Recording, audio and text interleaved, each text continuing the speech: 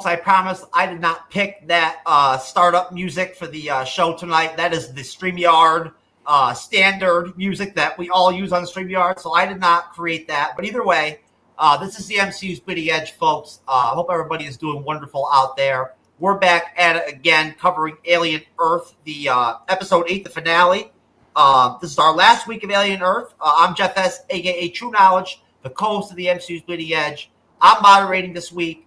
On the guest panel, my co-host, Cyberneticshark, with us for his zillionth time as a guest, Jesse Starcher. Wrath of Khan is back. I think he was here for episode 3 or 2 also. We got Greg from the Cape Complainers is back, making another appearance. Andre's the Pop Culture Guy is here. I'm going to get everybody into the show right now, right off the bat. And, let's talk Alien Earth, episode 8. So, folks, those of you who have stuck with us all through the whole series, obviously, we appreciate all of you out there that catch us either in audio or digital form. We are here to focus on episode 8 and do our recap for that. And I want to start off just by asking our panel members kind of just what your general thoughts have been on season 1 so far, all together. Incorporating episode 8, if you want, just what your general thoughts have been throughout, the whole season. And I'll start with you, Jesse, since I think you're probably the highest ranked guest as far as members of appearance. All right. Well, yeah. First off, I got a question though. Okay. This is my first Alien Earth episode with you guys. Have you ever introduced any of the panel members by going, "Welcome to Earth"? Okay. No. All right. No. That was a bad joke. Welcome to Earth. So yeah, hey, as far as the Alien Earth season overall goes, I went into this, I didn't really have great expectations, but visually, this is a stunning series. There have been a lot of moments where I've just taken in the scenery, let alone, any of the dialogue that's being said, just looking at some of the sets and how things are being portrayed. It's beautiful in my opinion. It's trying to obviously emulate some of the stuff that we got in some of our films. So I appreciate that. The story that we get has kept me very interested. I think that they are taking some some spins with the lore, the alien mythology in this series, and given some people, you might hear some complaints, but you're not going to hear any from me, because they've done a few things in here that I've seen some people upset about. But as far as the storytelling goes and the acting, I really haven't had much of an issue. So yeah, overall, as far as what I've enjoyed it all the way, episode 1 to episode 8. I've had a good time, and can't wait to talk about it. Think about it. This show cost $250 million, Jesse, and so did the Acolyte, right? Wow. So, think about that. Think about what the Acolyte was like, and then think about how Alien Earth looks. That's crazy. That is crazy. For the same amount of money, Man. Anyways, all right, Greg. Same question, sir. Well, I brought a special guest with me to this episode to give me a bit of inspiration and motivation. Does that double as some kind of sex toy? Oh yeah, absolutely. The mouth opens. It's lubricated. It's great. Like how the mouth salivates, does the same thing. Oh man. Oh, Greg. All right. But I agree with Jesse. It's a very beautiful looking show. They didn't have to go that hard into this show, but like you said, they spent what, 200 something million? 250? Yeah, and the difference between this and the Acolyte is heart. You can tell the people who made this show really cared about the franchise of Alien and doing something fun with it. Disney was just doing the Acolyte for more money and action figure sales. But this show, it surprised me. It didn't go anywhere where I thought it was going to go. And honestly, for me, going in every episode, the little eyeball, I wanted to know what he was up to. He's doing something. And like that for me was the real alien of the show. But I loved the writing. I loved the choices that they made. It was very strong on all fronts. And I do have complaints because obviously I'm with the caped complainers, but my complaints are few. But it's a very strong first season, and I'm very excited to see the potential of more. So, yeah. Yeah, I think we all have complaints at the end of the day, Greg. But the fact that you put that in your title is actually really cool. All right, Ratha Khan, brother. Same question to you, sir. My young friend, how are you, sir? Are you ready to talk some Alien Earth? What are your thoughts on the season, sir? Yeah, I mean, I'm doing good. Just recovering from a sore throat. So I first got into Alien Earth because I saw the Alien Romulus movie last year, and it was so good. And I was like, okay, this HBO show should be really good too, since HBO is known for their high quality content. Like FX, sir, FX. Oh, FX, yes. FX. That did Shogun. Too. No, but you're right. Yeah. FX did Shogun, so obviously they make good TV. Yeah, I mean, yeah, the FX has made so many great shows that naturally I'm like, okay, I trust them. They're gonna make an amazing show. And then when I like watch it, I'm like, okay, so they're tying it to like different movies of Alien that I haven't seen yet, but at the same time, they made sure to dedicate an entire episode to keep me caught up with like what's going on, how we land to where the season began, all that stuff. I mean, as everyone else said, and they basically gave you a chance to almost like retro experience the first Alien film, because a lot of that episode you're talking about, where it shows the whole crew getting hunted down by the creatures and all that. That's very reminiscent to how it went down in the first film, kind of in a way, But they basically summarized it, right? From my understanding, in a way, it was just very symbolic. You know what I'm saying? A spiritual retelling, basically. Yeah. I mean, they had in the first episode, you always have like that bit of that one episode later on. I just like it. Everything just comes full circle, and then they just progress. I mean, I will say that just everything from like the way how they put the quality and like the costume, the designs, how the alien moves and all that stuff, the different creatures. I just love just everything that they've done. And even though there might be some complaints with the storytelling, like some things didn't make sense, some things, it wasn't the right choice. But in the end, though, like, I'm pretty happy with the show. I'm not going to say it's better than Shogun. If anything, I actually like Shogun much more than Alien Earth. But no, it's still a really great movie show. I mean, it feels like a movie, but it's just a great show. It does feel like a movie a lot of times, sir. You're right. It does. I think that's what Jesse was talking about with how it looks. It looks cinematic a lot of times. Some of the shots of the episodes almost look better than some of the stuff in the movies. But what I think is crazy is how like gory and bloody this show is, and how it's TVMA or whatever, right?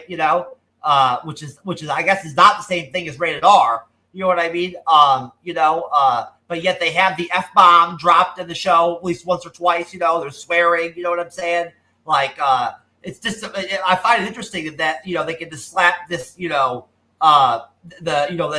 rating that they put on it, and basically anybody can watch it. It's on Hulu. You know what I mean?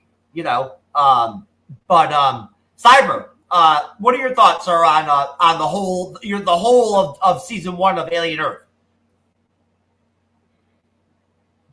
All right. So up to the very point of this final episode, I was really enjoying the series. Really enjoyed it. Thought it was really fantastic. I liked the whole concept, the whole idea, given the sense more of a storyline. Because as you recall, in the original Alien, we had, of course, Ash, who ends up going crazy, tries to kill everyone. and he's kind of been kind of a big kind of character in the Alien arcs. You know, we've seen it. We saw in Romulus, they brought him back. You know, and then of course in other Alien films, we've had other synths, and we find out, you know, that Lance Henriksen's character Bishop is the sole model of kind of the synths. And so they're taking it to a whole new level where there's these three groups that are creating these different creatures and stuff like that and playing with them and all this kind of stuff. So I like the whole thought process of this series so far. And, you know, I think it was really fantastic up to this finale. Other than that, I think that, you know, all the other episodes were done really well. I really enjoyed it. I thought it was really fantastic. I thought there was a lot of great parts, a lot of interesting things. Definitely some things I would have done differently myself if I was creating the show or writing the show, and focus on certain things to really accentuate kind of the backstory of certain characters and certain creatures and all this kind of stuff. But overall, I think that it's been a really great series. I've really enjoyed it, and it's been a fun watch. Most definitely. Well done, sir. All right, Andre's the pop culture guy. Yes. Very satisfied. This is definitely one of the best first season releases for a new show. I think that the creative team did a really good job of, you know, just bringing new people into the Alien franchise. And it's always a tough task to like bring new people into this, you know, iconic IP franchise, whatever, you know. And you can tell that these people were huge fans of the Alien franchise, particularly, you know, the first movie, the 1979 classic by Scott. And you know, I just knew that, you know, when they announced that Noah Hawley was going to take over, you know, do the show, I was like, all right, perfect. He was the perfect person to do this show. And he really delivered everything that I was hoping that the show did, but it took my expectations higher with a lot of cool things that I was not expecting. You know, having new aliens is always going to be difficult because you got the most famous alien, you know, the Sea of Mars. And I thought this show did such a good job of like giving us really cool and like awesome aliens. We got a freaking octopus eye that's so iconic. I love it. You know, it's so cool. And yeah, and you know, they stay faithful to what I know about the Alien franchise, but they also expanded upon it with new ideas, you know, that I never thought that, oh yeah, this could be a cool, you know, like alien thing, that, you know, like the idea of exploring, you know, the synths, you know, that's the main, you know, other thing that people know about from the Alien franchise besides the Sea of Mars. You know, of course, you know, Cyber brought up Ash, and of course the other iconic synths that we have, like Bishop from Aliens. And so it was really cool that they like, I like how they took another IP that Scott did, you know, Blade Runner, and used, you know, the you know, the themes of like what is being human, and are you human or a machine, you know. I like that how they really explained that, with not only with the kids, but with your two other, you know, people, you know, obviously Kirsch and Marrow, you know, as the other ones. So they did such a good job of being this thoughtful science fiction show, but also being entertaining as well, which is great, because that's always a tough thing to do. And I think the show really nailed that. Yeah, I do have some complaints, but just minor ones, which is really great. I think, you know, to explain, you know, the choices they made, it makes sense, because I think we know that they want to do a season 2. And so I get that they left some things unanswered, and like, okay, I get it. You're probably going to do that for next season, and that's fine. I was happy at least they answered a couple of things that was more important in the first season, and they wrapped that up very nicely. So yeah, I'm very excited to talk about this finale with you guys. I'm very satisfied, very sad that it's going to be, you know, over, you know, but hopefully, you know, they announce the season 2, and then like you can get ready for that and then do more reviews on it. So that's my hope of this franchise. But yeah, love the show, very love it. Okay, back to you, Jesse. What do you want to point out about episode 8, sir? Like, what are your top 2 or 3 things that you want to, that, you know, that stood out to you in the episode, or things that you didn't like or whatever? You know, go ahead. Top three. Let's see here. I've got my notes. Give me just a second. Let me grab those real quick. Okay. Well, hey, I'm a sucker for Robot Uprising. I'll just put that out there. We kind of knew this is where things were going to go. The children inside these robot bodies, hadn't had. There's a lot of discussion throughout this season about how they are becoming adults. They are children and very powerful adult-like bodies. So they've got to kind of mature in some way. Well, by the end of this season, they have decided to, they're going to take over. It's that I'm a sucker for it. That kind of leaves me on the hook as to what's going to happen the next season. Number two, I would have to say has got to be, is it Marcy? Wendy? Wendy. Wendy? Yeah, Marcy, I think was her real name. Yeah. Unleashing essentially the whole reason we came to this show, the alien, out amongst Boy Cavalier's facility and island, and just watching it wreak havoc. But I think it's kind of been divisive from what I've seen, where people don't like the fact that she can kind of control the alien, or at least has got a rapport. Well, that's probably about the, she's got somewhat of a relationship and able to communicate and with this alien and can kind of control it. I've dug it. I thought it was cool. And number three, I'll just say for me, I made a list here of all of the songs that we ended with. What an interesting way to end an alien themed episode. We're going to end it with some kind of crazy rock song, usually from the 90s. I'm sure there might be something else in the 2000s. There was a few I didn't recognize, but most of them I did, like Godsmack. And then of course we end this out on Pearl Jam's Animal, which is, oh man, I can remember listening to that tape over and over. So yeah, watching our synths grow and mature. There's so many others. I don't want to step on anybody else's shoes, but I love the fight between Morrow and Kirsch, because you knew that was going to happen too. Those two have been, just staring each other down. I won't go into the details about that, because if anybody else wants to talk about it, I want to leave it there for them. So love that. And just seeing Boy Cavalier strung up in the cell as we got, man, boy, do we want him to get, throttled by a xenomorph, or maybe even eyeballed by our good buddy. Have we figured out what that character or what that alien is called? I saw image. I was checking out the internet of seeing exactly what this thing is, and obviously this show is the first time it's ever appeared. But it has a name. It's just like a little short numbered name, but apparently its intelligence is human or higher. Okay, so it definitely has its own agenda, because it seems to want to help and also fuck over people. Right. And so it's a very complicated and interesting little creature. I'm fascinated by it. Yeah. 100% agree with you there, because I've ever since we saw it in the cell. I mean, we get introduced to it, but when it's in the cell in the sheep, and it's knocking, and you're trying to figure out if it's trying to warn somebody or if it's trying to, that made me go, okay, this thing is smart. And we kind of get some confirmation with that in that final episode too. I'm probably gonna butcher this name. It's called a Tryphanohichia oculus. Yeah, that's what I was gonna say. Oculus. Oculus? Okay. Yeah, all right. Yeah. That's what I'm they call not trying that first name, that's for sure. I'll call it Oculus from here on out.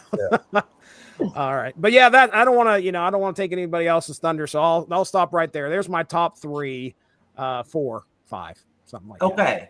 All right, Greg, same question. Well, to kind of touch up on the music as well, it really threw me off. In the first episode, it felt like I was watching a classic alien movie. It was great. And then right at the end, I just hear Tool. Yeah. And I'm like, okay, what's this about? And then I realized it was every episode. It was neat, but it kind of threw me off and took me out of whatever we were trying to do, just because I don't know, it's kind of picky. You're used to watching an alien movie and it's just like Hans Zimmer like music. It's great. And then it just is surprising to hear something else. But for me, I was really fascinated with Krish's character, or Krish, however you say his name. I felt that he really cared about the children, but at the same time, he's not human. So I was kind of expecting in this last episode him, like, whenever he obviously gets body slammed and broken his back and everything, I kind of expected him to kind of reach out to the children more. Like, it just surprised me that he was included in the cage at the end. I was like, I never found him to be a bad guy. He's just a robot. He never did anything that upset me, at least. But yeah, that most of what I'm going to say are complaints, BT dubs. But also the ending in general, I felt it was really weak for a season finale. Like, the best episode in the whole season for me was the prequel type episode where it takes place on the ship, and I thought that was phenomenal. And that should have been the finale. That was a strong episode. This episode, it just consisted of an alien running around on an island having a great time, and then the synths are rounding up their parents, quote unquote, and that's it. Like, that's just how the show ends. And then they say, now we rule. It just wasn't as strong as a season finale as I was hoping for. But that doesn't take away from great performances, mainly from the Oculus. I really want to know what his plan is with the doctor character, the dead guy. I don't really remember his name. Hunter? Arthur. There we go. I'm really interested to see what he does in season 2, but I don't know, just a weak, not bad, just weak season finale. But yeah, those are memorable moments for me. Mainly complaints. Okay, Wrath. We're talking about our top 3 most memorable moments of the finale. Just 2, 3, or disappointments, whatever. Yeah, I mean, I liked how in this finale, I just like how Wendy is just like, like manipulating all the electronics, and no matter how much like the others are like, trying to ignore it, it's like they cannot ignore it. So I just like how like she's like playing around with everything, and she even like virtually allows her brother, and I forgot the other dude's name, to like get released. That the human and enemy cyborg, whatever you call Moro. Yeah. Moro. Yeah. I guess the first one. The second one is this one dialogue scene where basically Wendy was talking to her brother and was just admitting, or was basically giving the point that, she's not food for the xenomorph, but he is. And that's why, he has this like empathy for humans, and why he, doesn't like the monsters, even though like for her, she's like, the great thing I like about the monsters is they're just honest. I mean, just that whole dialogue, it just like blew my mind. But what have the aliens been saying to her? That's what I want to know. Mm-hmm. That's what I want to know too. Right. Talking about. And There's no Google Translate for it. I know. I need subtitles, something, anything. I would love that too. But then it's like, if they do come up with a translation, don't you think it might like derail a lot of the lore? Yeah. Like, It would erase a lot of the mystique of what, the xenomorphs are about. Yeah. Exactly. Yeah. But the big question is like, what exactly are they honest about? It's like, are they honest? Like, hey, we're just hungry. Yeah. Or, hey, we just hate being in the cell and we just want to like unleash the beast when we get out. Like, that's what I'm really curious about. So there's that. And then the other one is there's this one beast that we got to see, I think for the first time in this series. The one that hangs from the ceiling. Yeah, the plant monster. Thing or whatever. Yeah, do you call it a plant monster or? It looks like a plant. I think it's like a. It's like a stingray plant. Something weird. I mean, it has like the aesthetics of like a stingray, you know? Yeah. But you know that like one scene where like he actually grabs the soldier, the plant, the stingray monster, whatever.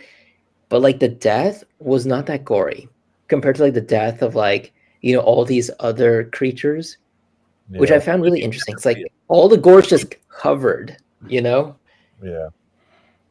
So yeah, those are just my top 3 most memorable moments. Oh, on top of, okay, going back to my first point, when they were criticizing Boy Cavalier of his ADHD and how like it leads to impulse control, I was just thinking a lot of how on X everyone seems to glorify like ADHD and stuff, and I'm just like, bro, this show is literally like saying you guys are the downfall for all of your like science tech stuff.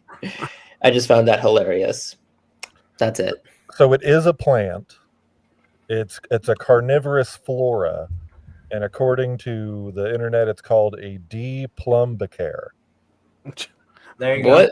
go. D. Wait, what movie was it from? Like, I know it's in another Alien. It's not from a movie or anything like that. It's for the show. Yeah, this is the first time. Dang, All right. that's cool.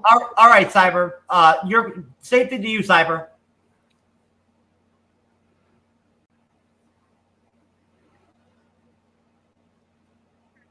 So, my takeaway: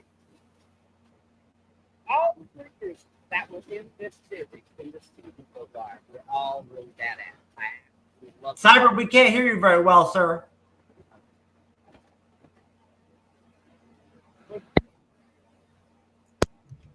How about now? Yes, sir. Go ahead. Okay, Jesus Christ. Anyways, the alien creatures have been, I think, my number one favorite thing about this series so far. Getting to see other creatures from this universe has been really fantastic because if you think about it, all the previous films have always had just the xenomorphs and the hag huggers. And so, you know, you really don't get much other than those creatures. That's what Alien has always been about. So getting to see other creatures that are a part of that universe has been really fantastic. And I think that's one of the best parts. The eyeball creature, Oculus, is fucking amazing. Absolutely love that creature because that is freaking insanely scary if that was a real creature. I mean, the fact that it can take over your body and any type of body, animal, human, whatever you think. I mean, what about a synth? What if it got into a synth and it was able to take over? That would be really fucked. So, I mean, I think that that's a really great part about this series. Secondly, I think that the synths, getting to hear more stories about synths and how they've been created and how, you know, these particular synths have the child's mind in them has been a very interesting storytelling. And I think that that's something that's different than what we've seen about the synths or the droids that we've seen in previous Alien films, you know, because majority of them have just always been just, you know, robots that happen to look different. We had Winona Ryder and Resurrection. We had Len Teggerson, of course, as, you know, Bishop in Aliens. And then, of course, you know, we had, in Romulus, we got to see Ash again. But at the same time, you're like thinking to yourself, oh, I'm like, oh, okay, like synth stories. This will be interesting to see just kind of where they want to take the origin stories of where synths came from. And the fact that they have it where these 3 different conglomerates are trying to compete to create them, I think is a really fantastic thought process. And I think that's really great that they're taking it to that whole new level and bringing that in. So I really appreciated that from it too. And then, of course, I'd have to say, just like everyone else said, the ending music on each episode has been fantastic. Really great way to, you know, end the episode. Really great songs, really fun. And I think those 3 things are the best part, have been about this first season of this series. Okay. Andres, wrap us up. Oh, he looks frozen. Oh no! Oh shit! Is Andres frozen? Oh yeah, Some kind of time travel shenanigans. That's a rough Iceman, Andres. We'll have to go back to you, sir, later on, I guess. Andres, you there, brother? It's like He's sleeping. Go it was. He's in deep Go thought. it twice. All right. Well, I guess we'll have to go back to Andres later on. He's got some Wi-Fi issues, I think, going on. All right. So let's get into this episode recap. So the title of episode 8 is The Real Monsters, directed by Dana Gonzalez and written by Noah Hawley and Migizzi Penzanu. And it basically on Wikipedia states that the hybrids have been imprisoned in one cell, with Joe and Murrow imprisoned in another. Wendy uses her abilities to shut down the facility's cameras and communication abilities. She struggles with Joe's decision to shoot Nibs, believing he chose to ally himself with the humans instead of her, but ultimately unlocks his cell. I will stop there. During all that, it shows the Xeno out in the jungle, like hunting and killing, the Prodigy soldiers, you know what I'm saying?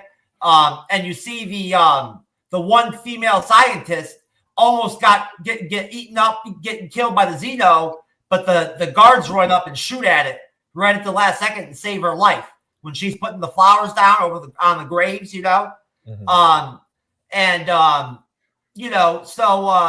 But basically, we also see, the episode start off by seeing the scientist guy that died with the chest burster last episode, having the Xeno come across him on the beach dead, and obviously he'll become kind of important towards the end of the episode, right?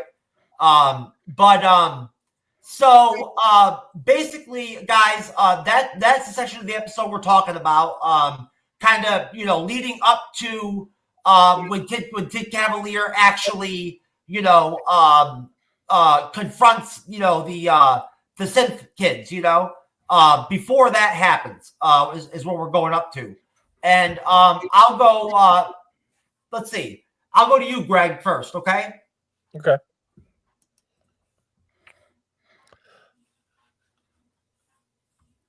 So what do I do? I'm sorry. It's my first time being on the show. What do I do? Sir, what are your thoughts on that section of the episode that I just broke down?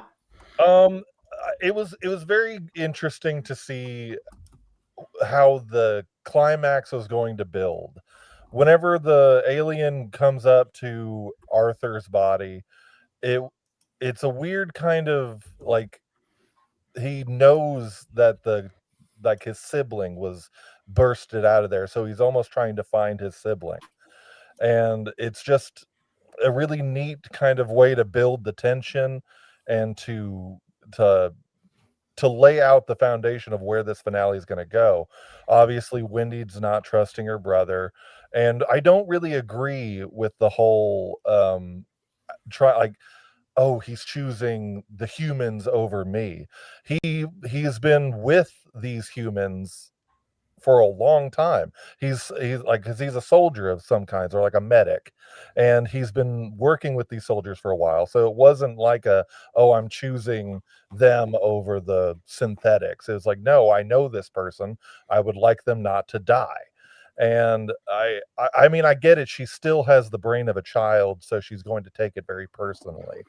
But it's just kind of like, I want to just say, chill. It's going to be okay. He just knows her, and he knows all these people. But yeah, it's a very strong beginning to build where the episode ends. So yeah.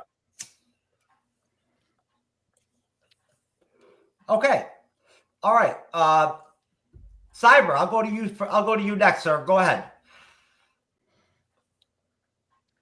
All right. So, the beginning portion, it starts off pretty solid on them all being stuck in the cages and everything. The Xenomorph taking people out, that lady being saved by the Marines.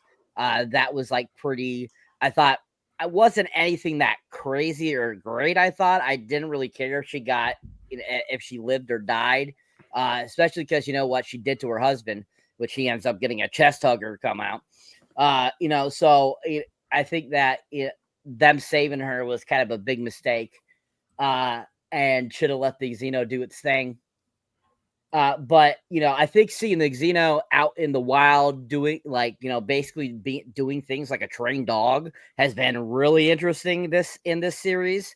The fact that we've always known xenomorphs to just be killers and deadly and going after people and killing people. You don't really see them responding to anything or being led by something, except briefly we kind of got that presence in Aliens when we had the big mother alien xenomorph that was kind of controlling her hide or her group. We got a little bit of that, and we kind of seen other offspring and stuff like that of things, but we really haven't seen xenomorphs being controlled by a synth, taking commands like a dog almost and stuff like that. So that has been really fun, and I think that was a decent portion about this beginning of the episode. The whole conversation, with Wendy and her brother, I think is stupid as hell. Who cares that he decided he just didn't want somebody to die is what I got from it. It wasn't like it was going against her. It was, and because she's a child, she doesn't understand that. So it's kind of like, you got to grow up first to understand what he's talking about, So I thought that whole conversation was pointless and we've seen her in the last episode and kind of the previous episode. We started to see her kind of lose her thought process. We started to see her kind of lose her mind kind of and almost go in an Ash direction. And I knew that this was coming, that the Siths were going to do something stupid. And, the fact that they decided to wait to the very last episode to decide to do this also cracked me up too. Because I don't think that made for a good final episode either, as Greg has mentioned. But I think leading up to kind of the end point, it's basic, it's decent, it's okay. It's not my favorite, it's not the greatest, but it is still very entertaining. And the Xenomorph stuff was really great. And other than that, I think it was pretty, basic. Okay. Andres, are you back with us? Yes, I am. Okay, sir. Did you hear the section of the episode that we're talking about? The beginning. What's the end point? Yeah, the beginning. The end point is before Kid Cavalier goes in to talk to the Siths. Talk to the Siths, okay. Yeah, so I thought the beginning was pretty awesome. It was really cool to see, Cavalier's assistant Adam talking over the credits, of the kind of facility, explaining how their manpower is going dwindling because of the city more being out there, and explaining how Myro and Joe is in locked in the cell, and then of course the Tints are in the other cell. It was really cool. And then of course Cavalier is so arrogant, he's so arrogant. He's not even caring about his facility and the situation as seriously, it's funny how, later on, Wendy explains he's a grown man, but he's such a child still, a very, freaking prick of a kid, you've probably seen before. It was just so smarty pants, and it's wow. And one interesting thing, was this during this time? Because he, no. Yeah, because before Wendy, because Wendy affected some of the technology, he, Cavalier was talking to Kirsch, and there was an interesting he brought up about Cavalier about he has to take his medicine, and he had an what was it you called it? He has ADHD. ADHD, very interesting, and very because I mean, some of those kind of people have that, right? And I think it's a very interesting twist, and see, I don't know, maybe he wants to use the sense as well to maybe one day, because with that you probably will lose your mind at some point. So no, you don't lose your mind because of ADHD, bro. Well, I mean, I don't know, but I don't know how this universe works with that. I have ADHD. You don't lose your mind. Oh, I forgot about you. Yeah, you are HAD. Anyway, but very interesting, tidbit about that character. I liked how realistic it is with him. What else? Very cool to see that. I mean, Meryl has this like cool like lock thing in his arm, which is really cool. First off, why you just take the arm out, like just like a like Buzz from Toy Story, like They really beat the shit out of Moreau. He was fucked up. yeah, like really hard. I was cracking out like Joe was coming over here and was like, "Hey, let me help you." I was like, "How are you gonna help him? You don't have your medicine and your medical like tools to like fix his face. Like come on, one thing. Well, it was really cool to see the Seymour going up to the female doctor, Sylvie. That was really cool. And like I like how we just like very close to her face. Very cool moment to see the Seymour right there. Someone brought it up. The franchise addict brought this before. Like, do I like that the Seymour is a pet? Yeah. I mean, at least this creature is still dangerous and like we're seeing it killing people. Like that's my like main thing. It's like we're not doing anything so silly with the Xenomorph. Like, yeah, these are kids, but like Wendy hasn't done anything that's like very cringeworthy with the Xenomorphs. I appreciate that the show is still keeping the menace and like the the danger of these creatures, and so I like at least I appreciate that. And plus, I mean, the idea of controlling a xenomorph is nothing new. Like some media of Alien has done that. The idea of a synth controlling a xenomorph, that's very unique. And like we know, from the show, they give us context that the synths, are somewhat immune to the xenomorphs. Like the xenomorphs only care about organic people. That they're not synths and robots. So I think it's interesting that we're seeing this synth communicating the xenomorph, and there's a lot of layers to that too, because like the xenomorph is from her brother's liver, as we saw in the early episodes. So it's this weird like connection From his lung. Yeah, for lung. Yeah, I can't remember if it was like a liver or lung or something like that, but like it's very fascinating. It's like another like a son to her, or like a brother, another brother at some point. But yeah, so nephew, yeah. yeah. Yeah.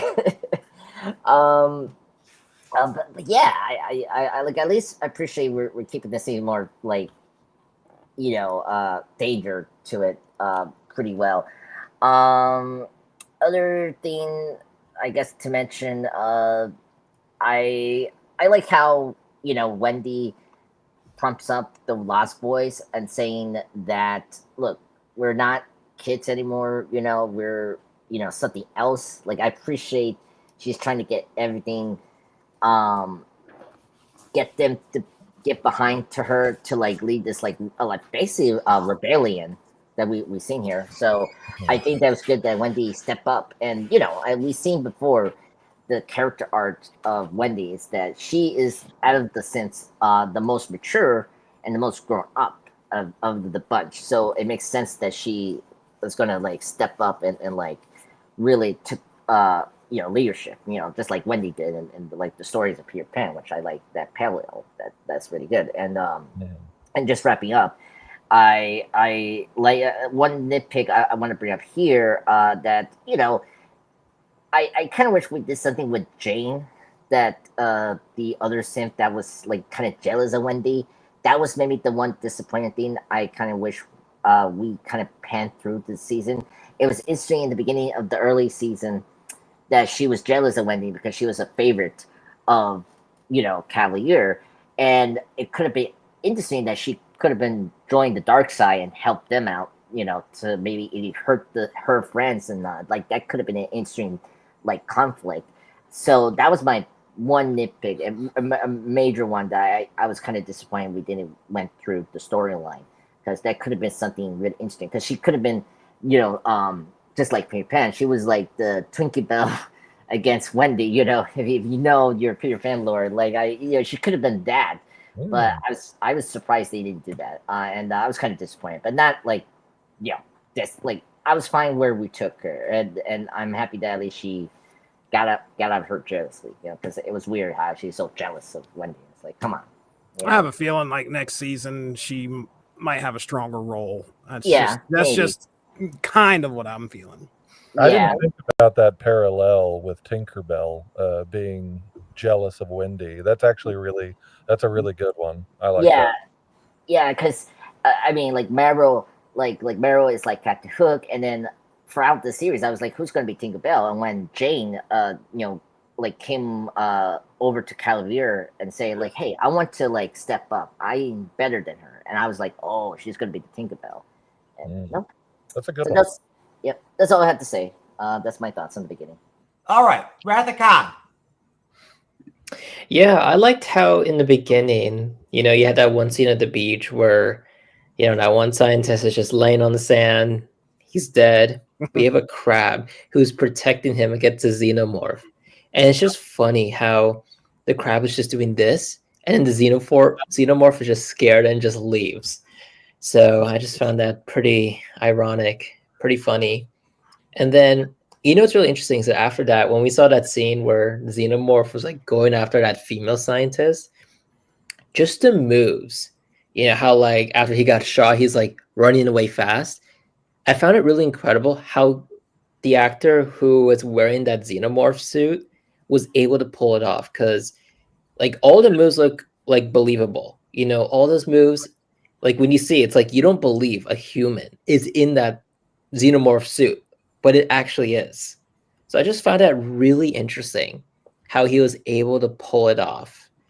And then finally, this whole like, plot, or this whole like, story of how Utani's forces have like basically jammed all the satellites and basically left the whole island left in the dark. I just found that really interesting because I thought, Boy Cavalier would be like better prepared for something like this, but instead it's like the guy looks really weak.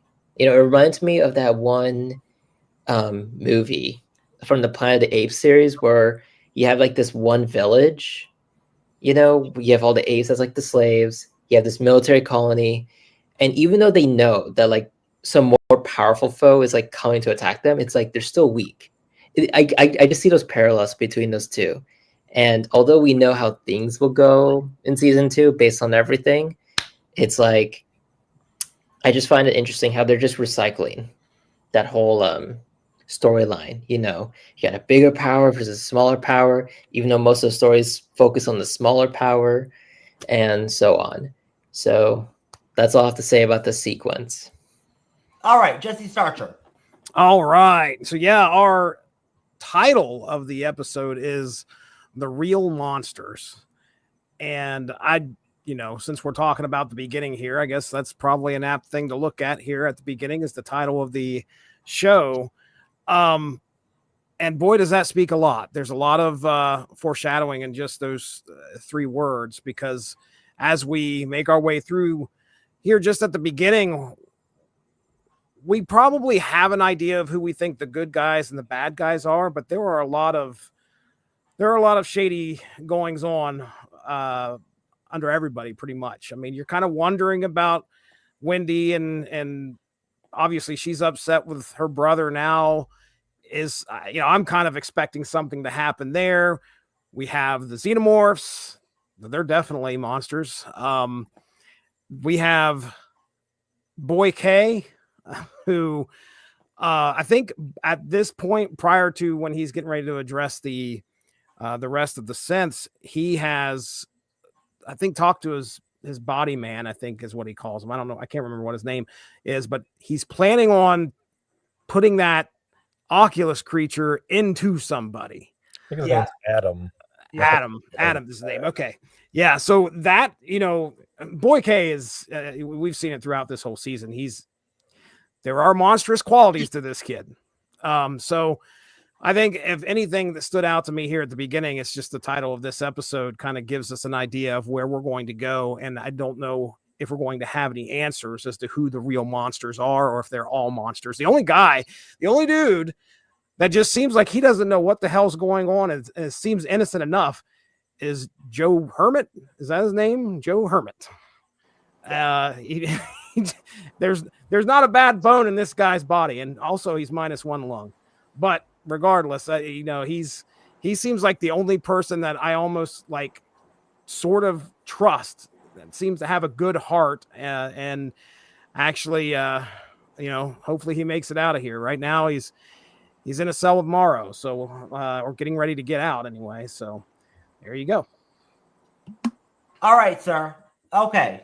All right. So from there, we have Cavalier approaching the hybrids and revealing that at 6 years old, he built his own synthetic, which he used to kill his abusive father. And I guess he used like that whole thing he explained was a little complicated. But Wendy unlocks their cell because, of course, she has she's taken over the entire like electronical systems across the whole island, basically, right? Nibs kills Cavalier's bodyguard because Nibs is has become like the muscle, basically, right, for the synths. And Cavalier flees. He runs. Moreau pursues Kirsch to the lab and attacks him. Kirsch is badly damaged in an awesome fight, but ultimately chokes Moreau unconscious. Smee and Smiley arrive in the lab and they incapacitate both Kirsch and Moreau, while Nibs captures Damon, the scientist. Meanwhile, Adam lures Joe to Cavalier's room and locks him in with Oculus. Wendy arrives to save him and fights Adam, who reveals himself as a synthetic, allowing Wendy to control his motor functions. And I'll stop there. That's a big section there. So I'll go right back to you, Jesse Starcher. What are your thoughts on that whole big chunk I just threw at you right there? Okay. So one thing that I wrote down here in my notes, we had the soldiers. We were talking about them, I think, before. I don't know if we got on air or not, but the one lady that ends up getting killed. Well, anyway, those group of soldiers are on an elevator, and yes, Wendy starts to mess with the whole network, and being ghosts, right? Being ghosts, right? Yeah, there you go. Yeah, ghosts in the machine. So she decides to start messing with the elevator, which you would think all she's going to do is move it up and down or keep them locked in there. No, apparently there are self-destruct mechanisms built on elevators in this place, which I was that is definitely taking about every contingency plan into account here. We got to explode the elevators, which I guess if you got some stuff downstairs, you don't want to get upstairs, then you're going to want to blow up an elevator. But it's interesting to watch them freak out because she causes it to go off and then she turns it off immediately. And so that's one thing that took me kind of by surprise. We get our moment here where, we are going to see our robot uprising. They are, this is where she says specifically, that they should be afraid of us. We shouldn't be afraid of them, and they're going to be off. And so, all right, let's see what the hybrids have coming here. Yeah, Boy K is showing us, some of his true murderous qualities here by talking about killing his own dad. Even though he was an abusive son of a gun, I guess he deserved it because he said that when he said he saw that one person was sitting on the couch, and I was like, oh, his dad killed the synth. Nope. That's not the case. The synth killed his dad. And I was like, oh, okay. All right. And yeah, I'll let others talk about it, but that Morrow Kirsch fight was something else. I mean, like I said, we've been waiting for this to happen. The stare downs that they had each time that they were in the room with each other. And I think at one point it's like, this is not over. Well, we get ourselves a nice little battle there. So yeah, some exciting stuff here happening in this chunk. Okay. I'll go back over to you, Rathacon. Go ahead, sir. Yeah, I mean, Jesse just said a lot of the big points there, with the whole fight between Kirsch and Morrow, along with the elevator scene. I will say that I didn't really know that Kirsch was a robot until after watching that fight scene, because for a long time you didn't realize the whole time that Kirsch was a synthetic.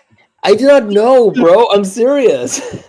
He just had frosted tips, and that's all you focus on. Yeah, no, like he looks so human that like I was like, oh, he's human.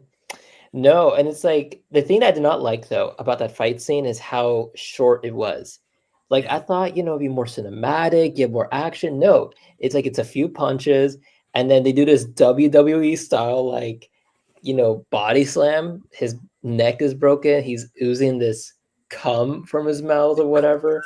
And I'm just like, dude, that's it? Not what I was thinking. That's the universal synthetic blood, sir. The aliens. The blood of the future. Boy, I look forward to that future. My gosh. Where can I go? Yeah, I'm going to be fooling robots all day long. Remember Wendy bled like that too. No, I didn't know. I did not know. I did not. He was You cannot really blame me, man. excited. Okay, you cannot blame me when this show has done a great job of making him look like a human. Okay. How did you guys even know he was a robot? Like I didn't even know. They made it clear that he was a synth right off the bat in the first episode. Raph, you were Wait, here in episode what? 2. Yes, in episode 2, he plugged himself in the mainframe in the ship, and he was looking through all the the tiny files. Like that was the indication he was a synth. And whenever they brought the eggs into the facility, Dude, I forgot. Yeah, the eggs wouldn't open up around him because he was a synth, not a human. No humans can interact with the egg. That's why he was constantly around the egg. He wasn't human. Oh my gosh.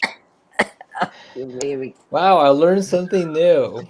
Okay. Oh, it's only the finale. Don't worry. Anyway, sir, what else? I'm done. Wait a minute. I've embarrassed myself too much tonight. Wait a minute. There's aliens in this show? What are you talking Dude, no, we're not going that far, bro. All right, so you're good, Wrath? Dude, I've embarrassed myself too much. I'm done for this segment. Okay. All right. Cyberneticshark, sir.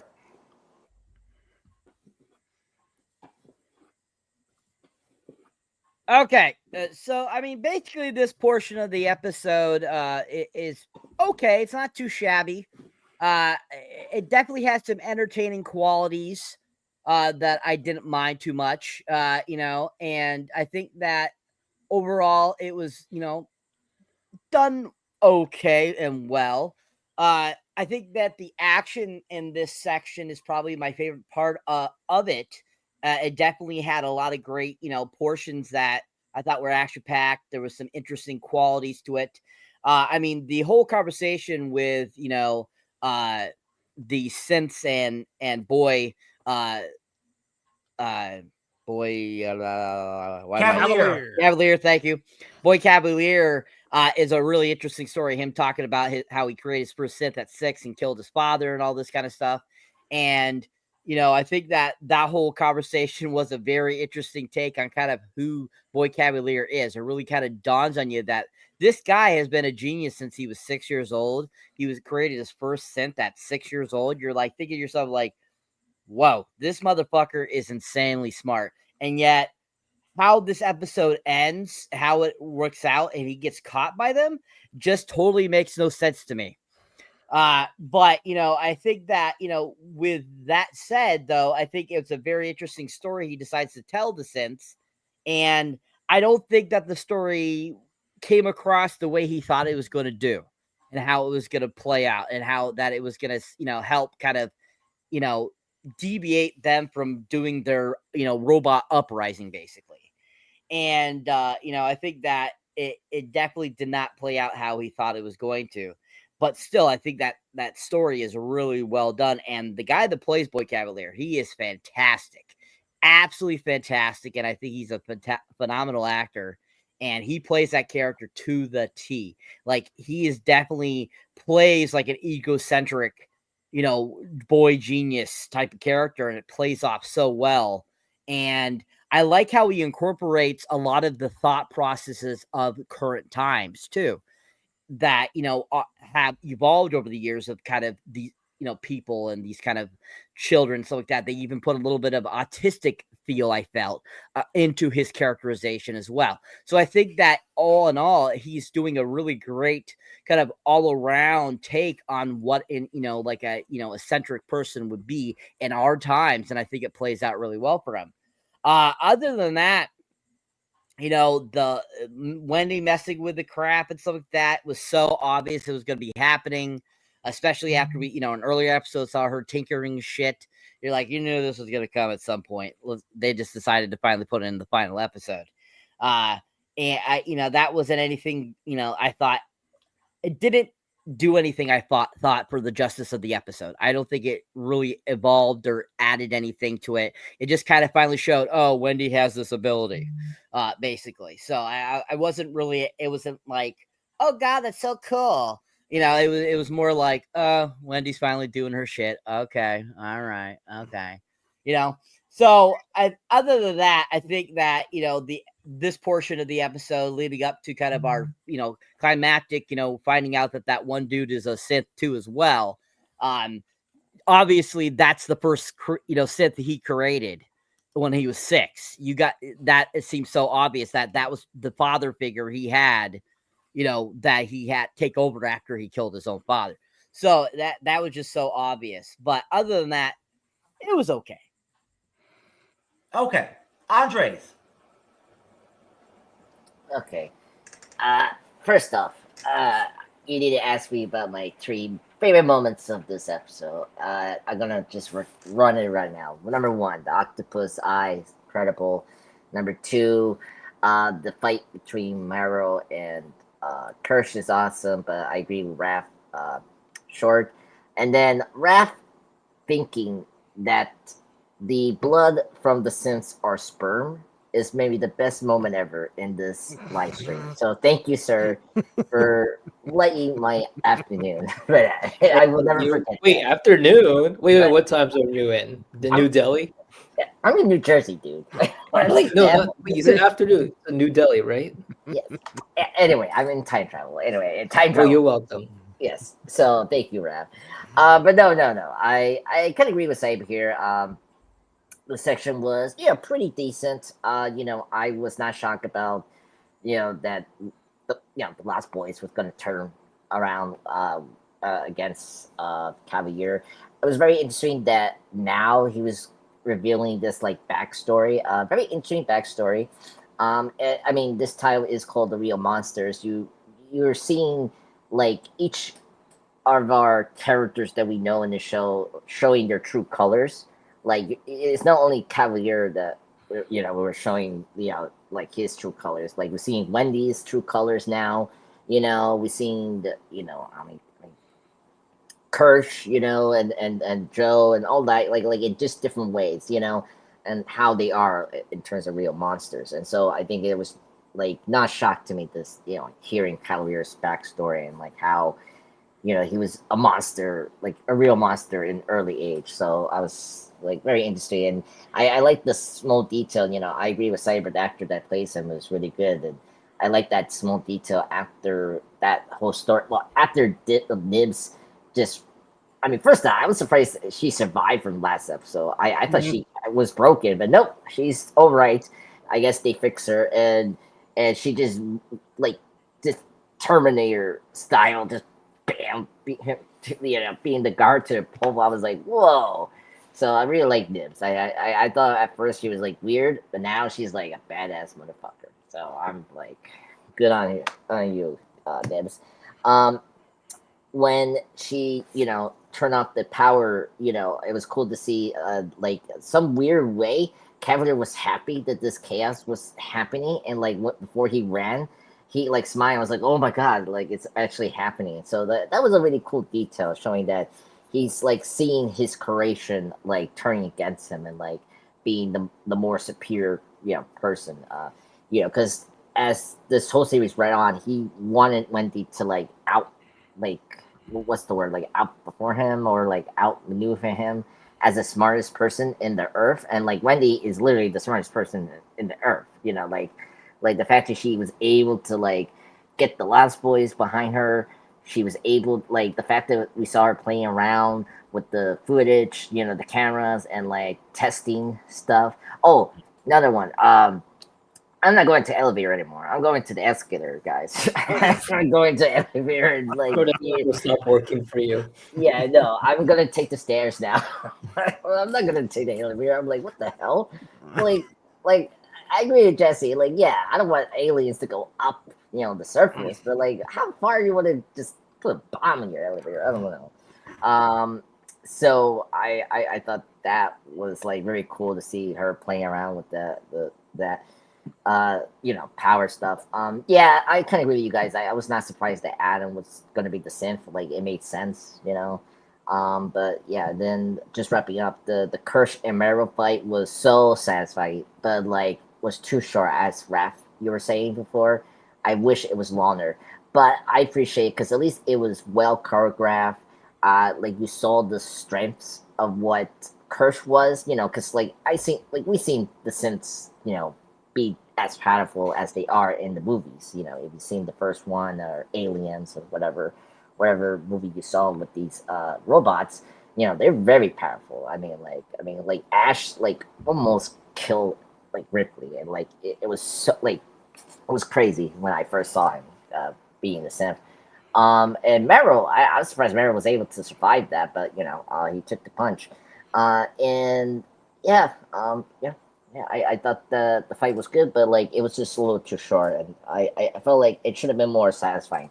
But it was funny that like now that like that Venus flat-trap creature like was, you know, that was the time to break out. Well, because I don't know, like I don't know if the fight they Kirsch or Mero shot that creature's glass, and like it was able to escape.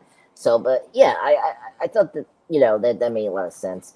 But yeah, this all I had to say, and yeah, it was not. It was kind of obvious that Cavalier, just wrapping up, that Cavalier was going to use Joe to be the vessel for the Oculus. That made sense because he say we need someone weak, you know, Yeah. very weak to be, you know, affected by the Oculus, and I was like, oh, it's going to be Joe, you know, and yeah. So, and it was I was very happy we got another cool Oculus thing, because I thought we were not gonna get one, because, you know, the Oculus taking over the engineer from the episode 5 of the Alien mini episode, you know, that was really cool. I didn't know if they're gonna do something else with the Oculus, and I was happy we did something with this. It's a really cool alien, and just because Saber brought up, just wrapping up, sorry, but like, you know, we did try to like do something new in Alien, and that was in Alien 4 Resurrection, where that was like a human hybrid, which it was kind of similar to what you saw in Alien Romulus, which that was more different because it was playing in more of the other alien connections that we saw in the, you know, the Prometheus and Covenant timeline. But anyway, so very good, decent section of this episode. You know, good highlights, but yeah, very good. Okay, Greg. I don't really believe or agree with what Andre said about Cavalier being like excited that somebody is smarter than him. I think he truly feeds off of being the smartest man in the room. So whenever he's talking to the Oculus, whenever he's in goat form or sheep form, he's like, oh, I'd love for you to talk, because I think he just wants knowledge. He wants to know what this higher thinking life form knows that now he can know. And he showed surprise whenever Wendy snapped and the door opened. He was kind of taken aback, but he knows he's very arrogant, and he thinks he's untouchable. So like whenever he's skipping to run away to safety, he's just saying, first person find me gets $1 million. I think he truly does believe that he is an untouchable god, that he can just get away with anything. And even like whenever like Wendy and Joe, like he reached for Joe, he's like, hey, come on, help me out.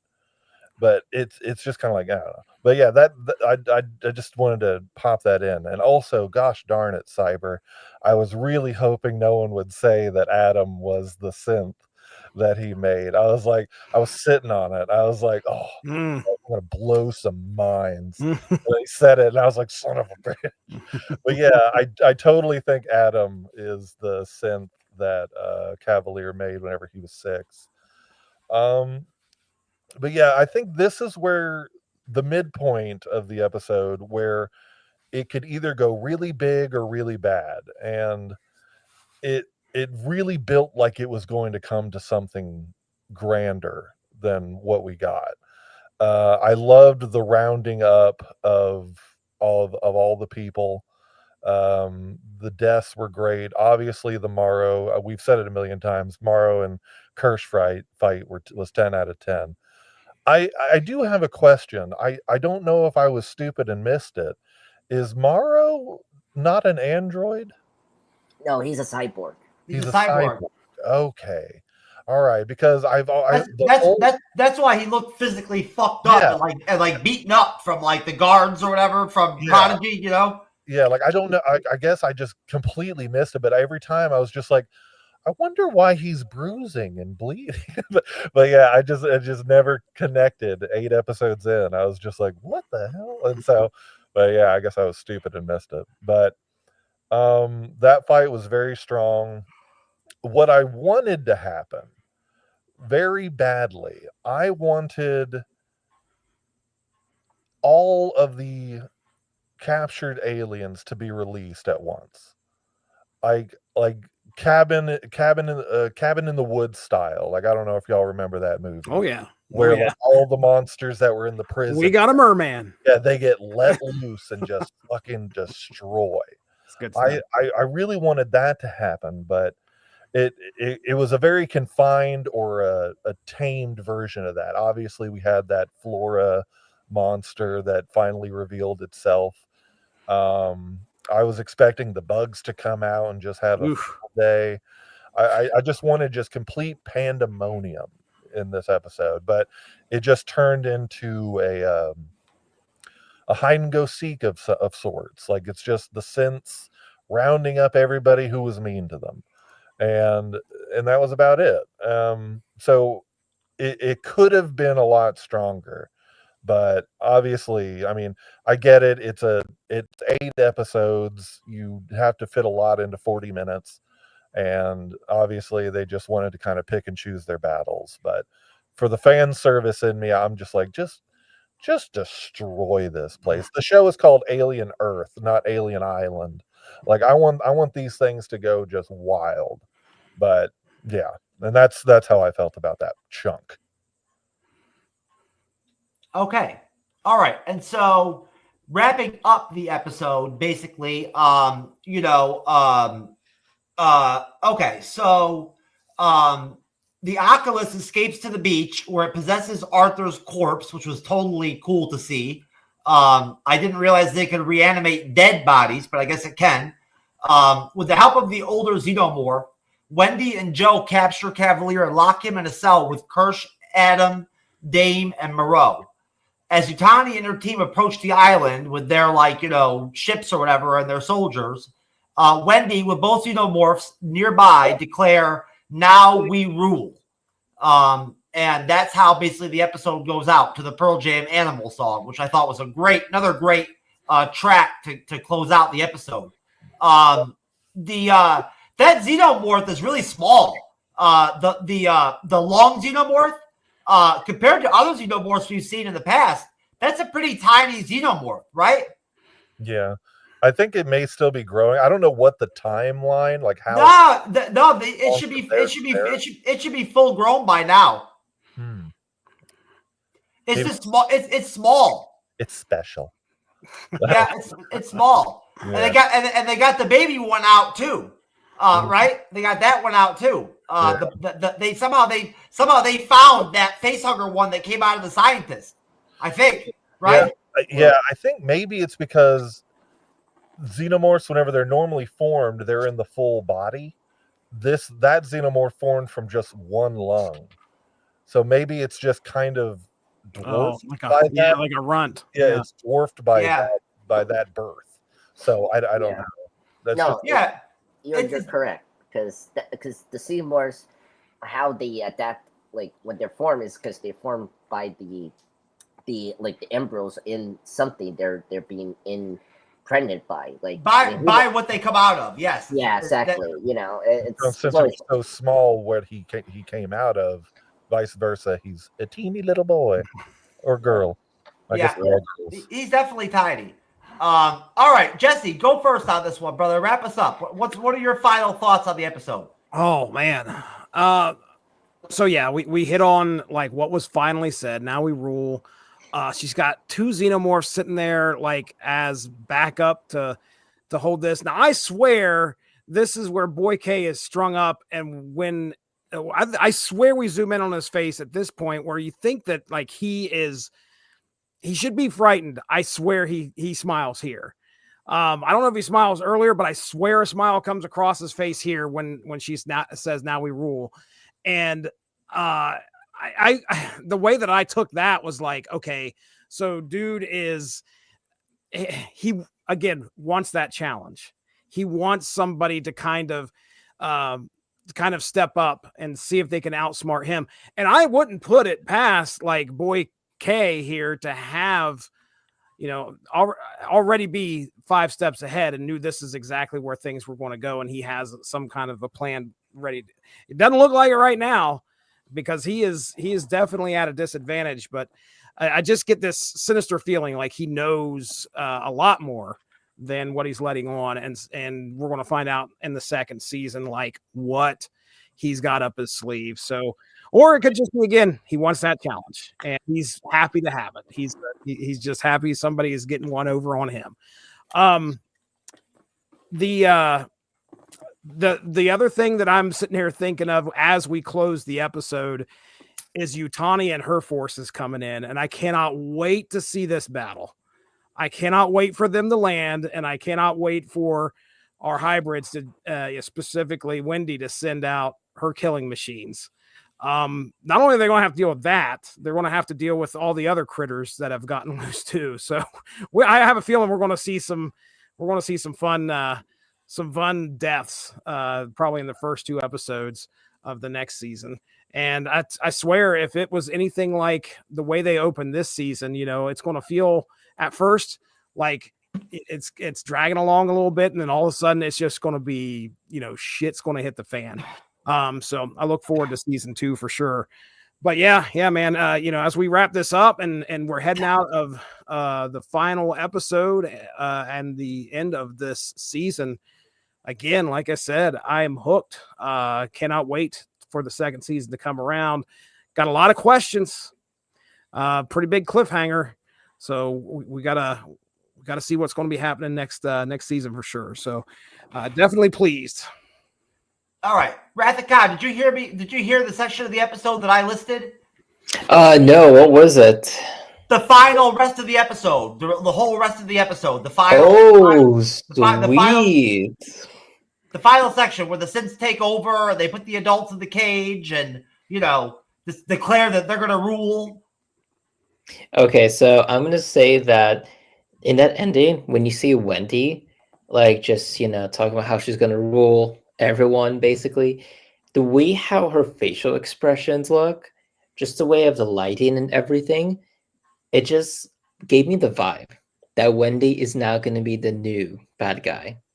Like, I don't know, just the way how they do everything. It's like as if you're talking to a vampire, and the vampire's like, ready to suck your blood and stuff like that.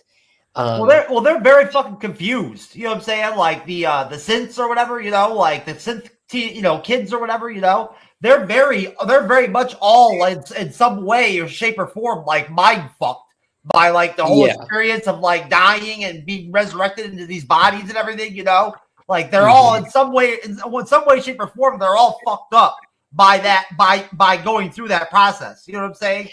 They are, but at the same time, a lot of them also forget that it's like without, Boy K and his scientists, it's like they would probably be miserable or even dead. So it's like, in a way, it's like, the ones who are created are going against their creator.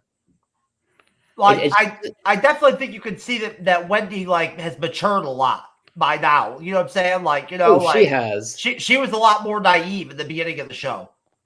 Naive, like in the way where like she's like blindly obeying the creator, and now it's like she's going against her creator. I also found it interesting too how when you see the whole cage, it's like you see the xenomorph. He's just chilling there, like just hanging there on the outside. It's like, is he just gonna like guard the cage or what?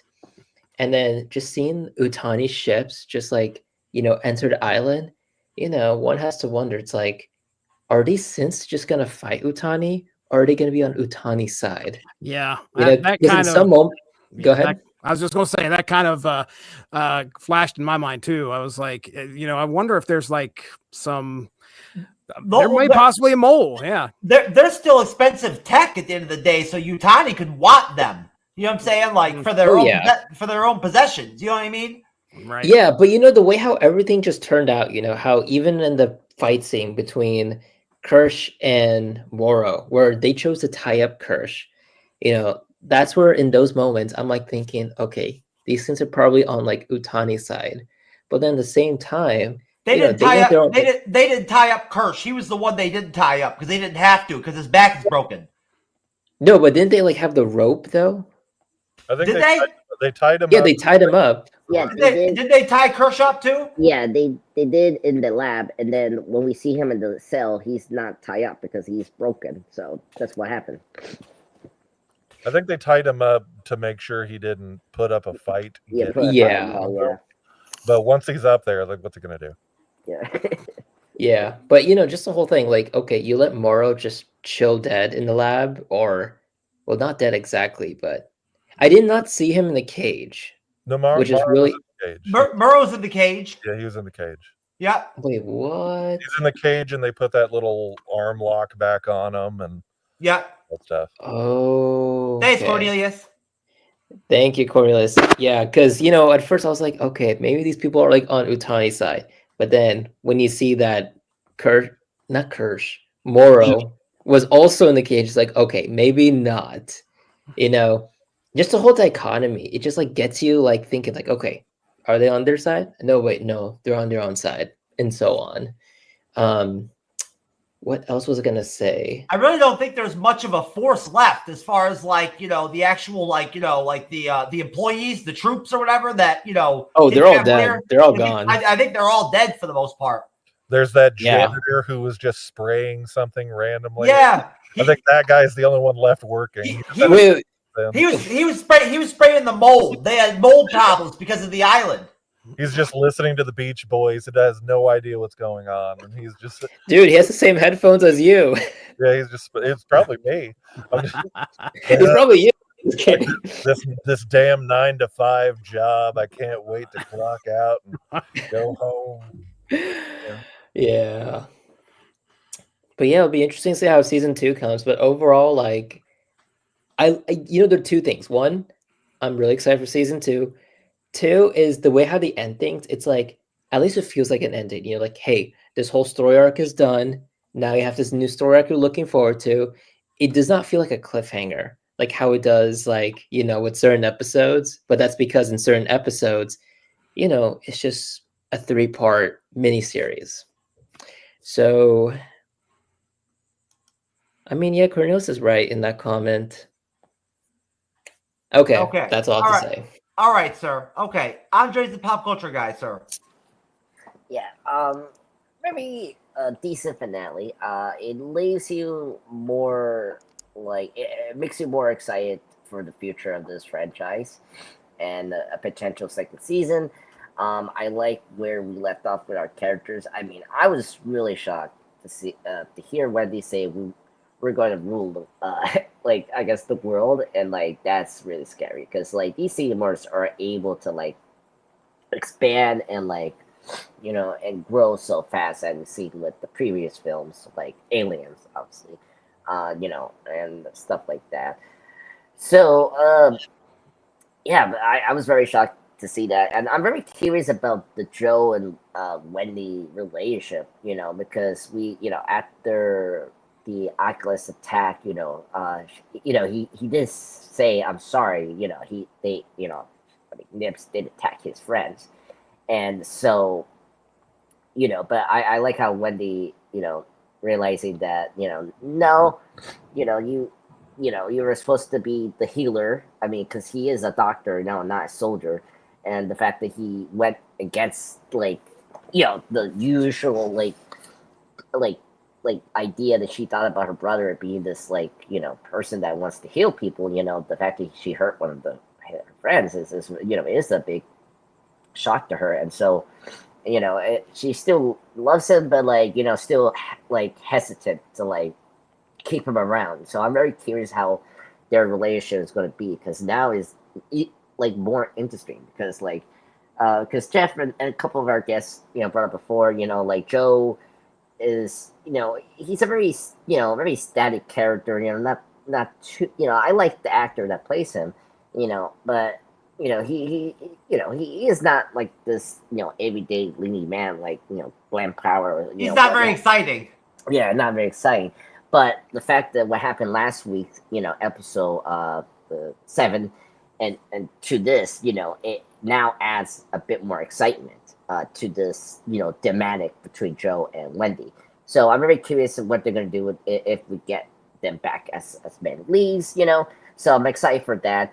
The Yatani crew forces coming, towards the end was very exciting. Seeing them to invade, the facility. I think we heard that they literally blocking out the satellites and the communications outside of the island. So they're really coming down there, which is cool. And seeing the xenomorph and that baby xenomorph from Arthur's body was really cool. Heading in like a bat was kind of neat. And they look great. I gotta say the costume design with the new xenomorph here was really cool. I like how different it is, but still, the xenomorph we know. It's just it isn't as black as some of the versions we've seen before. It's very green, which is interesting. One thing I hope they can address. I know this is a high mark, but it was funny that this episode we Sylvie, the female doctor, didn't get any confirmation about what happened to her husband. Poor Arthur, he got fired. He got tricked by one of the simps and get affected by a face hugger and get killed. And his wife doesn't know that he's dead and and is now going to be controlled by the Oculus. I was surprised the Oculus wanted to take that body. I was like, whoa. And I that was a cool moment. I didn't expect that. And I'm very curious what the Oculus is going to do. The Oculus can reproduce as well, can maybe form other Oculus creatures as well. I don't know. Very curious about what's going to happen to that creature as well. It's because that's open ended. So that was a really good way to leave that. And that's all I have to say. I think it was a good finale. I'm very excited for the future.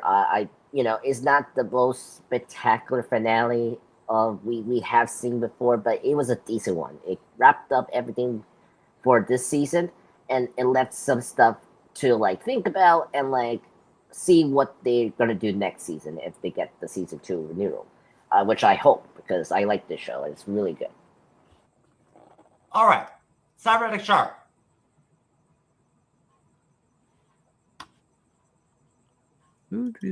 All right. So the final portion of the episode, I think really the main focus on the final portion that I found the most entertaining was the battle with the eyeball creature, the Oculus. That was really fantastic when it's trying to get into the brother. That was really freaking awesome.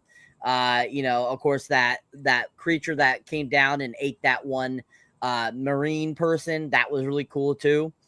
And I think that, kind of that final battle with the Oculus, and the Oculus eventually going and getting into the dead body of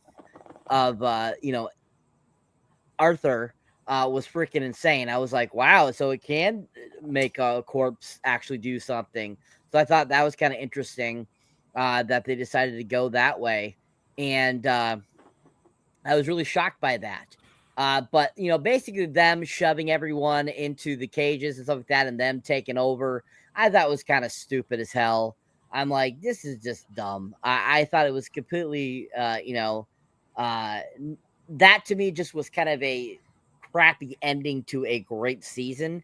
It just was like too obvious and just too like, I don't. It's like, you know, I didn't feel anything with it. It didn't entertain me. It was just kind of like, But I do have to agree that the Morrow and Kirsch fight was really done well. I mean, definitely it seemed a little over the top, especially because they're supposed to be an android and a cyborg, so that the things going on, so like that. But Morrow's face this whole time is so fucked up, it cracks me up. And I was thinking to myself, well, at least that proves that you're still kind of human. You're not completely, synthetic like, a synth is. You definitely are a cyborg. And, but them fighting and stuff like that was kind of like everyone's kind of mentioned. It's kind of a climactic thing that was, waiting to happen throughout this whole entire first season. And people were probably like, are we going to ever get that? And then we finally get this here. But still at the same time, it's kind of like it seemed a little uneven in kind of the fighting aspects I felt, because I thought they were too well even, especially because, Moro is supposed to be a half human, supposed to be cyborg, which to me would mean that he has still some human ability still. Whereas, as Kirsch, as a complete synth, he's completely robotic. So he doesn't have any human tissues or anything like that. So to me, I felt it was like that would have been a lot more one-sided fight. I think Kirsch would have done a lot more damage, especially because he is, fully synthetic. So I did think that was kind of stupid, but at the same time, it still was a great fight. I thought the choreography was well done. I thought it still was a fun fight, and definitely was great to see them finally, throw down and smack each other and stuff like that. But still, like the eyeball creature, the Oculus, I think is probably the best part about this first season. That creature was freaking awesome. And it going out and taking Arthur's body at the end was just freaking insane. And I'm hoping that they bring back Arthur for the next season and we get to see the Oculus do something in a human body. Because we do briefly see the Oculus take over a body. I believe it was like the second or third episode. But we really didn't get to see it really do anything with the body. It was taken out really quickly. But still, at the same time, this Oculus creature, in that battle when Wendy is trying to fend it off and the brother's trying to fend it off and stuff like that, I think that it was kind of interesting at how small this creature is. It kind of does have a disadvantage of getting onto somebody, really, unless they're kind of immobile or the person is forced or they're unaware of it. So, I think that the eyeball creature still has some disadvantages, but still at the same time is freaking awesome. And just the whole thought process of that creature was really awesome. And the fact that it turns completely into an eyeball when it goes into the socket of where an eye was is really cool too. I think that's a really great metamorphosis that it can do as well. So yeah, the highlight for me of this season was the eyeball creature, the Oculus. And I think that, the ending was pretty, okay. It wasn't anything great. I didn't think it was a great ending, but overall it still had some entertaining value. And I still enjoyed the series as a whole. All right. Well, let's do ratings then. Cyber, why don't you go ahead and start? For the episode, I'll give this episode a 6. Overall, for the season, I will give it a 9. Okay. Thank you, sir. Greg? Rating? 1 out of 10, sir. I mean, there's so many parts about it that really bother me because it feels like an episode that comes before the finale. So I feel comfortable giving it maybe a 6, maybe 6.5. Okay. Wrath of Khan, rating. Yeah, for this episode, I'm just gonna give it like a 6.5. I'll probably do 6.25 since everyone else is either 6 or 6.5. For the series, yeah, Cyber put a 9. I was gonna say that. I'll probably just give it an 8 now that I think about it more, because the show's great, but it wasn't enough for me to put my phone down for every episode. If anything, it's like I needed to play it while I'm doing some menial work, or if I'm just texting some friends. So I'll just give it an 8. Entertaining here, but it wasn't good enough for me to put the phone down. All right, Jesse. Yeah, it's a fair point because I did recall having a phone in my hand for a little bit. And a lot of times it is a situation where you kind of just need to hear the dialogue, as beautiful as it looks. You saw it for a few seconds, you kind of get an idea, and you can just listen while you do something else. So yeah, you've talked me into. I'll probably drop mine down to gosh, for the episode itself, I'll give it a 7. For the season itself, I'll give it an 8.5. I really did dig what they did here. I didn't expect what I got, and I feel like I came out of this with more than what going into this I thought was going to happen. So and as far as excitement for the second season, I feel like that's definitely I feel excited. I want to see what happens next season. So yeah, there you go. That's my rating. Yep, most definitely. Well said. Andres. Yeah, I kind of with Jesse here. I give it this episode 7 out of 10 because I did agree with you, Grant. This didn't feel like just like a season finale. It felt like it's just another typical episode in the season, but like it's the last one for the first season. Yeah, it's like the last episode before the season finale. Like it's going to build to something else. Yeah, And it just ended. Yeah, it just ended. I mean, it does like set up things and leave something off for season 2, but it did like you don't know, like you don't get that sense because it does wrap up like the story of this first season like in a bow if they don't get season 2, which is a good thing. Like everything came full circle for this episode, so at least they had that. But for overall series, I'm with Jesse. I'll give this a 9 out of 10. I was fairly satisfied for this season. As an Alien fan, it really like blew my expectations. I mean, I wasn't really worried because again, the creator, there's so many good shows. If you know the shows like Fargo and Legion. So, Sir, it's clear by the way that the season ended that there's going to be another season. Yeah, but at the same time, they don't like just in case, because sometimes you don't know, like you're gonna get a season 2. Like everything felt like tied up in a bow, despite there was an open ended for this season, for another season. But again, just in case it gets canceled. Just in case, just wrap it up.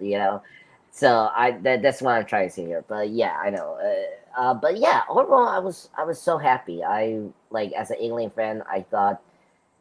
After Prometheus and Covenant, I was like, oh my god, when we're gonna get good ones, and then starting of course the Disney deal came around. I was like, oh my god, what's gonna happen? And yeah, and then some bizarre reason, the pre-pandemic stuff with the Fox stuff had been the best things.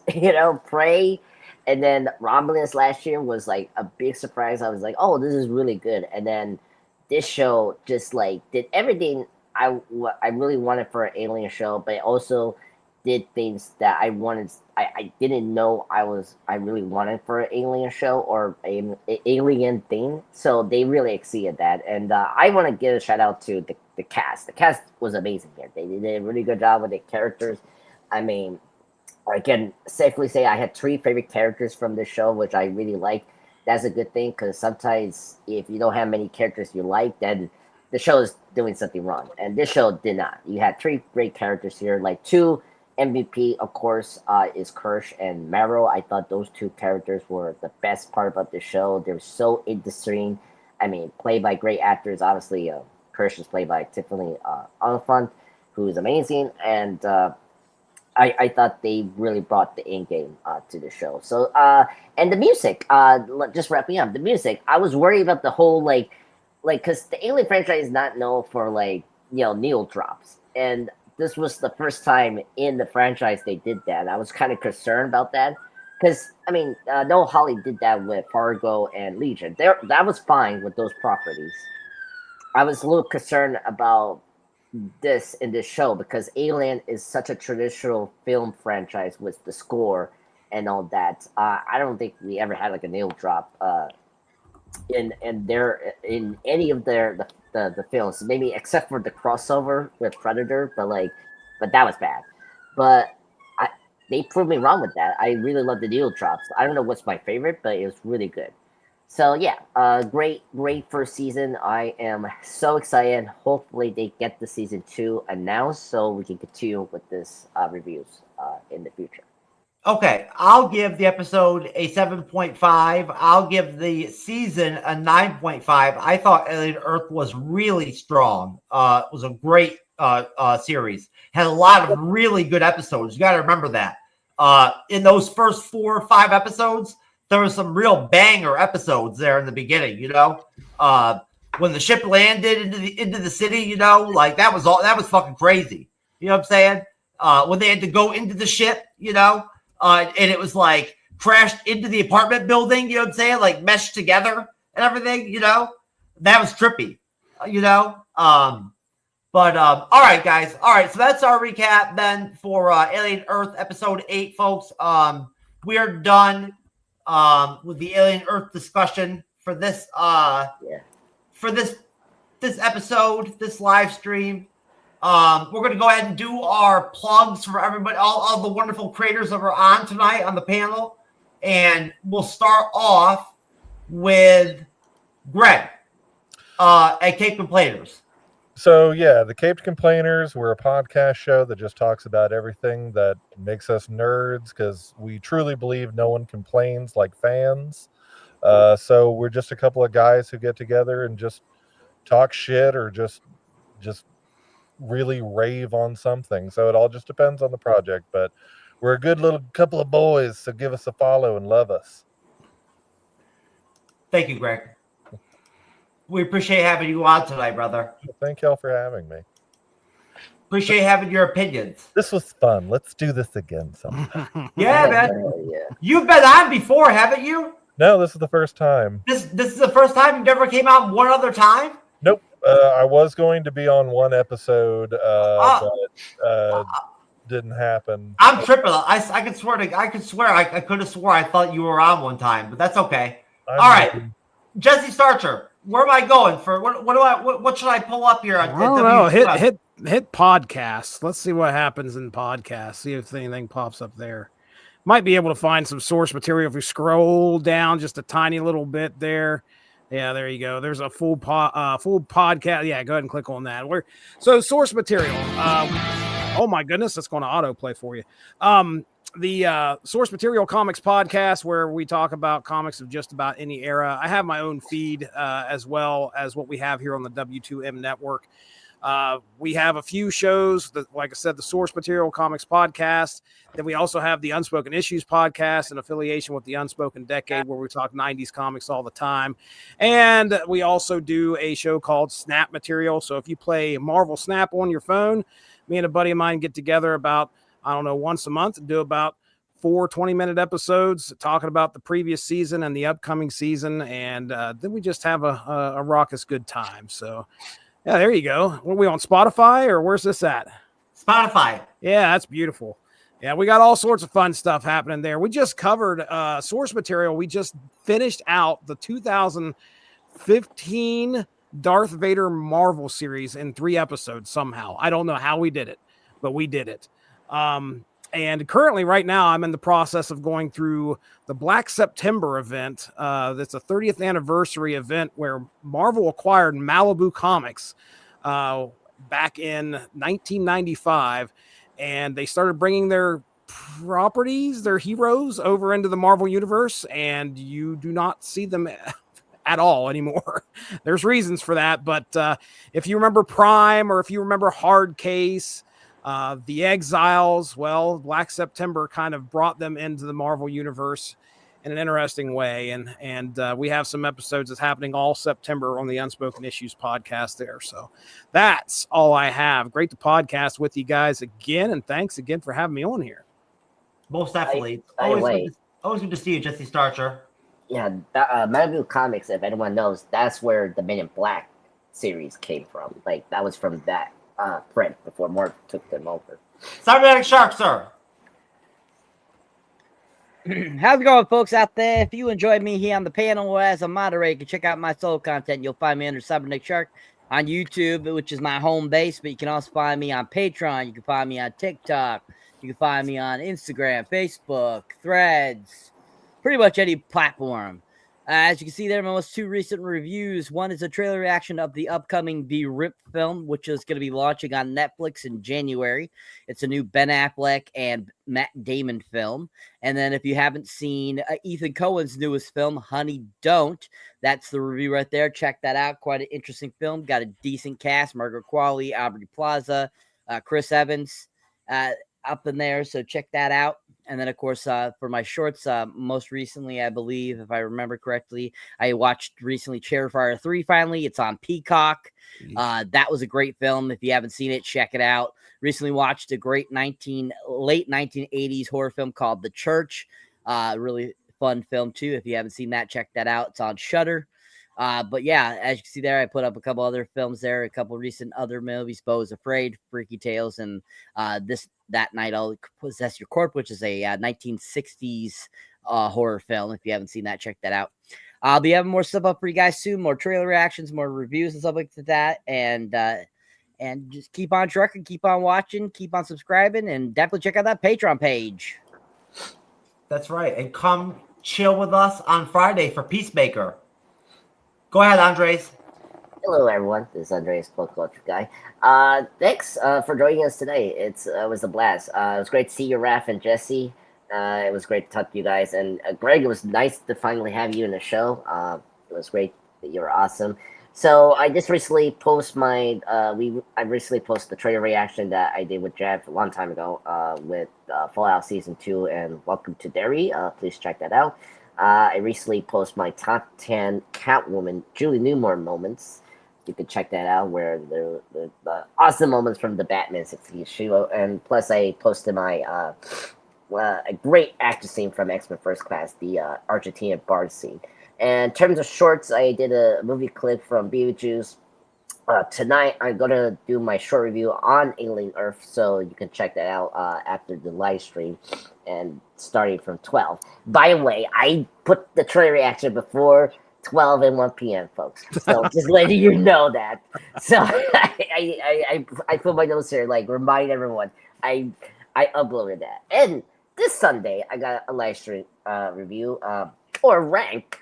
Finally, we got a new ranking live stream review, and it's on X-Men movies. So me and Jeff, and I'm hopefully going to get a guest, if I get around with that, to rank our top 10 favorite X-Men films.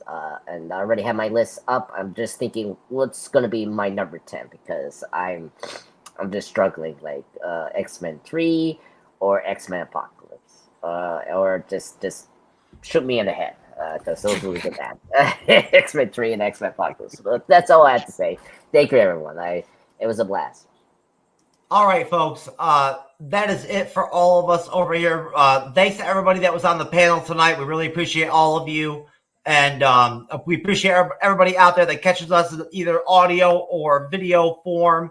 Follow and rate the MCU'S Bleeding Edge podcast. And we will see you Friday for Peacemaker. Jesse will be back.